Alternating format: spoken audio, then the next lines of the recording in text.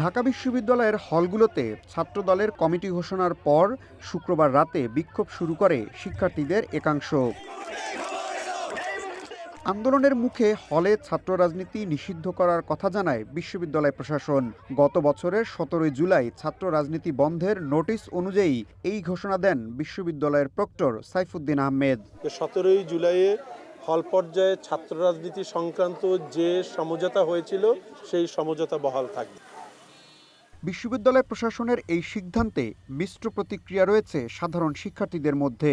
ক্যাম্পাসে ছাত্র রাজনীতি থাকা উচিত কিনা অনেকেই এ প্রশ্নের উত্তর দিতে আগ্রহী নন। তাদের শঙ্কা, এ বিষয়ে কথা বললে ছাত্রদল অথবা শিবিরের ট্যাগ দেয়া হতে পারে। ১ মিনিট লাগবে। ছাত্র রাজনীতি আপনারা চান কি চান না ঢাকা বিশ্ববিদ্যালয়ে? ছাত্র রাজনীতি কেন ভাই, এই প্রশ্ন হঠাৎ করে কেন? শিক্ষার্থীদের কেউ মনে করেন ক্যাম্পাসে দলীয় রাজনীতি পুরোপুরি নিষিদ্ধ হওয়া উচিত, আবার কারো মতে স্বচ্ছ প্রক্রিয়ায় রাজনীতি থাকা উচিত। যে ফরম্যাটে ছাত্র রাজনীতিটা হচ্ছে, এই ফরম্যাটটা আসলে ঠিক না। যেমন লেজুর ভিত্তিক, তারপরে হচ্ছে কোক পেপসি খাওয়ার রাজনীতি, এই সমস্ত রাজনীতি চলতেছে। যদি এটার সংস্কার আনা যায়, যদি এটা একটা সমস্ত সাধারণ শিক্ষার্থীদের অংশগ্রহণের একটা অন্যতম মাধ্যম হয়, তাহলেই কেবল ছাত্র রাজনীতি সম্ভব। তো বাংলাদেশে অনেক আগের থেকে রাজনীতিটা চলে আসছে এবং শিক্ষার্থীরা এর সাথে বিভিন্নভাবে জড়িত আছে। তাই হয়তো বা আমাদের কাছে এখন মনে হয় যে ছাত্র রাজনীতি একদম বাদ দিয়ে দিলে বিষয়টা কিভাবে হবে বা দেশ কিভাবে চলবে। বাট কথা হলো যে শিক্ষার্থীরা যতক্ষণ পর্যন্ত শিক্ষা চলছে বা শিক্ষা কার্যক্রম চলছে, ততদিন পর্যন্ত তাদের একটাই লক্ষ্য আছে যে তারা তাদের পড়াশোনায় বা জ্ঞান চর্চায় মনোনিবেশ করবে। আর উপকার আমি দেখি না সাধারণ ছাত্র হিসাবে। সেটা এখন একটা নতুন টার্ম আছে, সাধারণ শিক্ষার্থী বলতে অন্য একটা টার্ম বোঝায়।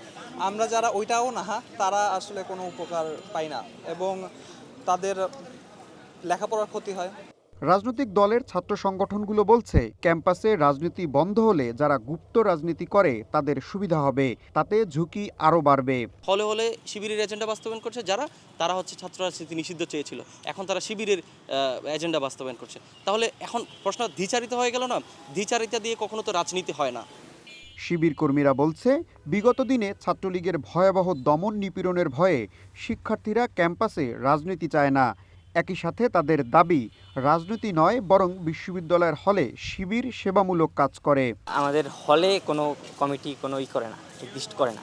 আমরা বিশ্ববিদ্যালয় কেন্দ্রিক, বিশ্ববিদ্যালয়ের যে সংগঠন যেভাবে পরিচালিত হয়, আমরা ওইটার আন্ডারে কাজগুলো করে থাকি। আমাদের কার্যক্রম যদি বলি যে ওয়েলফেয়ার মূলক যে শিক্ষার্থী বান্ধব যে কাজ, যে বিশ্ববিদ্যালয়ের অধীনে যে কাজগুলো উদ্যোগ নেওয়া হয়, সেই কাজগুলো আমরা সমন্বয় করি। ক্যাম্পাসে রাজনীতি বন্ধ থাকলে ডাকসু নির্বাচনের জন্য ছাত্র সংগঠনের সাথে বিশ্ববিদ্যালয় প্রশাসন বৈঠক করেছে কোন যুক্তিতে, এমন প্রশ্ন ছাত্র ইউনিয়নের ঢাকা বিশ্ববিদ্যালয় সভাপতির। তো একজন মানুষও নেই যিনি পরিণামদর্শী, কেউই কোনো কিছু চিন্তা ভাবনা করে করছেন না। তারা ১৭ জুলাইয়ের চার্টারের কথা বলছেন। তাহলে প্রশ্ন হচ্ছে সেটা গত 1 বছর কই ছিল? কারণ আপনি তো নিজেই বলেছেন যে বিশ্ববিদ্যালয়ে ছাত্র রাজনীতি অ্যালাউড, এবং প্রশাসন বিভিন্ন ছাত্র সংগঠনের সাথে আপনার মিটিংয়ের মধ্য দিয়ে ডাকসুর যে প্রক্রিয়া এবং অন্যান্য যে সকল প্রক্রিয়া সেগুলি রিজলভ করছেন। তার মানে বিশ্ববিদ্যালয়ে ছাত্র রাজনীতি আছে, কিন্তু আপনি যদি ওই চার্টার অনুযায়ী যান তাহলে তো বিশ্ববিদ্যালয়ে ছাত্র রাজনীতি থাকার কথা না। ছাত্র ইউনিয়নের বিশ্ববিদ্যালয় কমিটি অবৈধ হওয়ার কথা, ছাত্রদলের বিশ্ববিদ্যালয় কমিটি অবৈধ হওয়ার কথা, কিন্তু তা কিন্তু হয় নাই। বরং আমরা দেখতে পেয়েছি বৈষম্য বিরোধী ছাত্র আন্দোলন যারা করতেন তারা বের হয়ে এসে বাকছাস নামে একটা ছাত্র সংগঠন করে ছাত্র রাজনীতি করছেন। তার মানে বিশ্ববিদ্যালয়ে ছাত্র রাজনীতি আছে। এখন প্রশ্ন হচ্ছে, বিশ্ববিদ্যালয়ে যদি ছাত্র রাজনীতি থাকে তাহলে তার একক বা ইউনিট কি হবে? যদি আমি যদি বিশ্ববিদ্যালয়কে একটা জেলা সংসদ ধরি তাহলে তার থানা সংসদ কি হবে? ছাত্র ইউনিয়নের এই নেতা বলেন, বিশ্ববিদ্যালয় প্রশাসন বিপদ দেখলেই তাৎক্ষণিক একটি সিদ্ধান্ত দিয়ে দেয়, যা আখেরে কোনো সমাধান নয়। এইটা কেমন কথা? একদিকে আমি ছাত্র শিবিরকে বলতেছি যে আপনাদের গোপন কমিটিগুলো প্রকাশ্যে আনেন, আবার ছাত্রদল কমিটি প্রকাশ্য করাতে বলছি এবার বাতিল করেন।